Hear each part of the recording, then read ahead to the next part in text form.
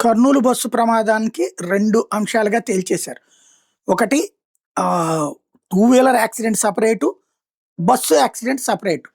Two wheeler యాక్సిడెంట్‌లో అయితే శివశంకర్ అనేటటువంటి అతను, ఎర్రిస్వామి అనే అతను ఇద్దరు కలిసేసి తాగినటువంటి మత్తులో రావటం, అక్కడ అడ్డదిడ్డంగా రావటం. ఆ టైంలో స్కిడ్ అయింది. అది స్కిడ్ అనాలా? దేన్నన్నా గుద్దుకున్నారో తెలీదు. బట్ అతను స్కిడ్ అనే చెప్తున్నాడు ఎర్రిస్వామి. ఎగిరి అవతల పడటం, ఆ పడినటువంటి సందర్భంలో డివైడర్‌ని కొట్టుకుని అక్కడ అతను చనిపోవడం, బైకర్ అయినటువంటి Shivashankar. At the same time ఇతనొచ్చేటప్పటికి గాయపడ్డాడు. ఆ బండి రోడ్డుకి అడ్డంగా పడుంటే అవతలకి లాగుతున్న సందర్భంలో బస్సు వేగంగా వస్తుండేటప్పటికి అతను అవతలకి పరిగెత్తాడు. ఈలోపు బస్సు ఆ బండి మీద నుంచి ఎక్కేసింది. అలా ఈడ్చుకెళ్ళింది. ఆ ఈడ్చుకెళ్ళేటటువంటి క్రమంలో పెట్రోల్ ట్యాంక్ దెబ్బతింది. ఆ తర్వాత మంటలొచ్చినియి. డ్రైవరు అది వదిలేసి పారిపోయాడు. దాంతో ఆ లోపలోళ్ళు తగలబడిపోయారు. అది చూసి ఇతను పారిపోయాడు ఎర్రిస్వామి. వాళ్ళ ఇంటి దగ్గరికెళ్ళినటువంటి లక్ష్మీపురం ఎక్కడో ఇల్లుంటదట. అక్కడికి వెళ్ళినటువంటి సందర్భంలో అతన్ని పట్టుకుని విచారించడంతో ఈ విషయం అంతా బయటపడింది.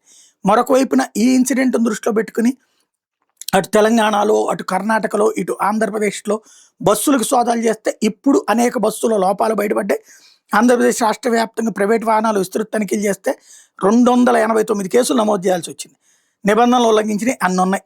నిబంధనల విరుద్ధంగా బస్సులే తిరిగేస్తున్నాడు. 18 ప్రైవేట్ బస్సులు. వాటిని సీజ్ చేశారు. ట్రావెల్స్ బస్సుల మీద 7.08 లక్షలు అంటే రూ. 7,08,000 జరిమానాలు విధించారు.